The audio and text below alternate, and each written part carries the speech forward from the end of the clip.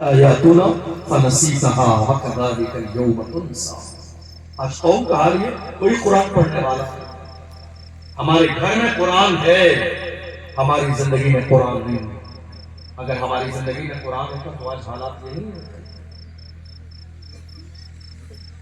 ہماری ماں ہم سے راضی نہیں ہے، ہمارے والد ہم سے راضی نہیں ہے۔ سگی بہن کا حال یہ ہے، ماں باپ کے مر جانے کے بعد بھائیوں نے اور بھابھی نے اس کا مائکہ بند کر دیا، دروازے ہمیشہ کے لیے بہن کے لیے بند کر دیے۔ رمضان کے مہینے میں ایک ساتھ آئے کہ حضرت میری بہن بہت پریشان ہے، میں مالدار آدمی ہوں، زکوٰۃ نکالنا ہے مجھے،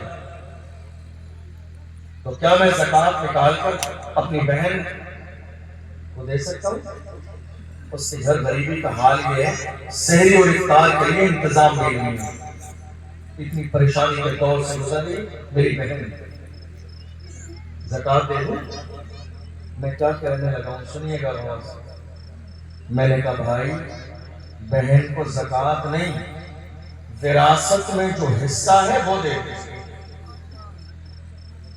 تمہارے مال میں تمہاری بہن کا وراثت میں جو حصہ ہے وہ دے دیجیے، زکوٰۃ لینے دینے کی نوبت ہی نہیں۔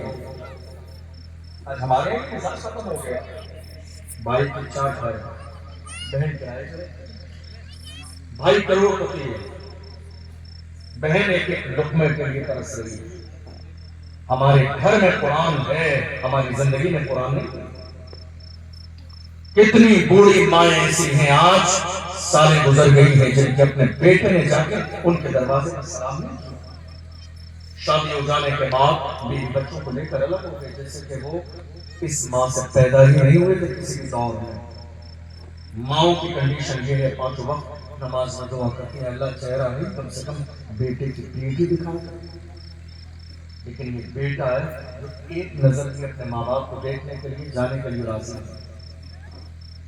آج سب سے زیادہ آپ کو شاید اس بات کا اندازہ ہو، موجودہ دور میں 3-4 سال کے زمانے میں ہماری کئی لاکھ بیٹیاں مرتد ہو چکی ہیں۔ مرتد جانتے ہیں، اسلام چھوڑ چکی ہیں، اسلام چھوڑ دیا، کسی غیر سے جا کے شادی کی، کسی غیر کے دروازے پہ چلے گئے۔ اس میں بہت بڑی وجہ یہ ہے، کتنی بیٹیوں سے جا کے پوچھا گیا تمہارے اسلام چھوڑنے کی وجہ کیا ہے؟ آخر تم نے اپنا گھر کیوں چھوڑا؟ تو کہا میری عمر انتظار کرتے کرتے 40 سال کی ہو گئی، میرے باپ کی غریبی کی وجہ سے قوم مسلم کا کوئی جوان میرے دروازے پر رشتہ لے کے نہیں آیا۔ یہ حال ہے آج ہمارے گھر، ہماری بیٹیاں کتنے غریبوں کی 30 سال 32 سال 35 سال حتیٰ کہ 40 سال کے ہوتے ہیں۔ جوان کس انتظار میں ہمارے کسی مالدار گھر میں رشتہ ہو جائے، جہاں بائک ملے 4 ویلر ملے۔ میں کہتا ہوں اللہ نے مرد تو تمہیں بنایا، مرد تو اللہ نے تمہیں بنایا، حاکم تو وہ بنایا، یہ سامان لانا عورت کی ذمہ داری نہیں ہے۔ اسلام میں کہیں بھی جہیز نہیں ہے۔ یہ غلط فہمی آج نہ جانے والی قوم کے جوانوں کے ذہن میں کس نے ڈال دی، کس نے یہ سوچ ڈال دی کہ نہیں صاحب جہیز ملے گا، جہیز تمہارا حق ہے۔ جہیز تمہارا حق نہیں، جہیز لڑکی کا حق ہے، لانا یہ مرد کی ذمہ داری ہے۔ اور عرب میں آج ایسے ہی ہوتا ہے، آپ کہیں بھی چلے جائیے، شادی کب ہوتی ہے جب لڑکا زندگی گزارنے کے سارے سامان لا کر اپنے گھر پر مہیا کر دیتا ہے، پھر لڑکی والے دیکھنے آتے ہیں، ضرورت کی ساری چیز موجود ہے، تب جا کے نکاح کی محفل ہوتی ہے۔ آپ کو معلوم ہے ہماری قوم کے جوان آج زنا کے اڈے پر کیوں بیٹھے ہوئے؟ اللہ کے رسول کا ایک فرمان، حضور نے فرمایا نکاح سستا کرو تاکہ زنا مشکل ہو جائے، اور اگر ایسا نہیں کرو گے تو قوم مسلم میں برائیاں پیدا ہو جائیں گی۔ آج دیکھ لیجیے آپ کے نگاہوں کے سامنے کیا ہو رہا ہے، ہم نے زنا جو ہے آسان کر دیا، کیوں؟ چونکہ ہم نے نکاح مشکل کر دیا۔ کتنی بیٹیاں ایسی ہیں آپ کو معلوم ہے جنہوں نے زہر کھا لیا اس بنیاد پر کہ 40 سال کی عمر تک ان کے دروازے پر کوئی رشتہ نہیں ہے۔ کتنے غریب باپ ایسے ہیں رکشا چلانے والے جنہوں نے رات کے اندھیرے میں یہ سوچ کر کے میرے دروازے پر 4 بیٹیاں ہیں، اتنا لمبا جہیز کا انتظام کیسے کروں گا؟ کتنے غریب باپ کو ہارٹ اٹیک آ گیا اور وہ دنیا سے رخصت ہو چکی۔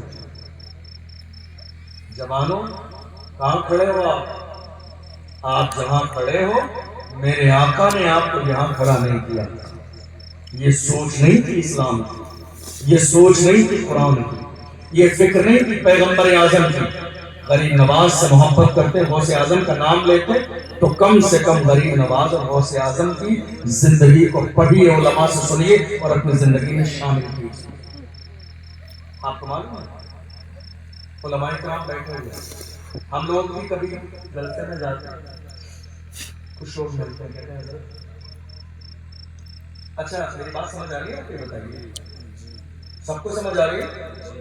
پریشان تو نہیں ہو رہے آپ؟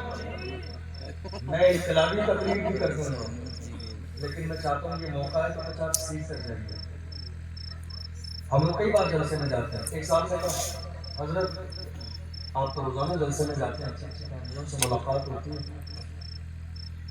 کوئی اچھا رشتہ بتائیے گا ہمارے بیٹے کے لیے۔ توجہ ہے آپ کی؟ کوئی اچھا رشتہ بتائیے گا ہمارے بیٹے کے لیے۔ چند دن کے بعد انہیں بتایا لڑکی کا باپ نمازی پرہیزگار ہے اور لڑکی تہجد گزار ہے۔ باپ نمازی ہے، پرہیزگار ہے، لڑکی تہجد گزار ہے، لہذا آپ ان کا رشتہ بھیج دیجیے۔ مطلب سننے والے بندے ہیں، لڑکی تہجد گزار ہے، لڑکے کا باپ نیک پرہیزگار ہے، کوئی توجہ نہیں سنے۔ کاروبار بتائیے کیا ہے؟ کاروبار بتائیے۔ ہم کا چھوٹی موٹی سی محلے میں کرانے کی دکان ہے، حضرت کوئی اچھا رشتہ بتائیے۔ کیا کہا؟ سب بولیے اچھا رشتہ۔ قوم مسلم کی ذہنیت کا جنازہ نکل گیا۔ دیکھ لیجئے تہجد گزار لڑکی آج کے زمانے میں ناپید ہو چکی ہے ہمارے سماج میں۔ کہاں ہے تہجد گزار؟ میری قوم کی ماں اور بہنوں کا حال یہ ہے، مشکل سے جمعے کی جمعے نماز پڑھنے کا موقع ملتا ہے۔ 5 وقت کی نماز ہمارے گھروں میں ہماری مائیں بہن اللہ ماشاءاللہ۔ تہجد گزار بیٹی بیٹھی ہوئی ہے، کہتے نہیں صاحب کوئی اچھا رشتہ بتائیے۔ پھر مجھے آیا غصہ، میں نے کہا جناب کھل کر کہیے کوئی مالدار رشتہ بتائیے۔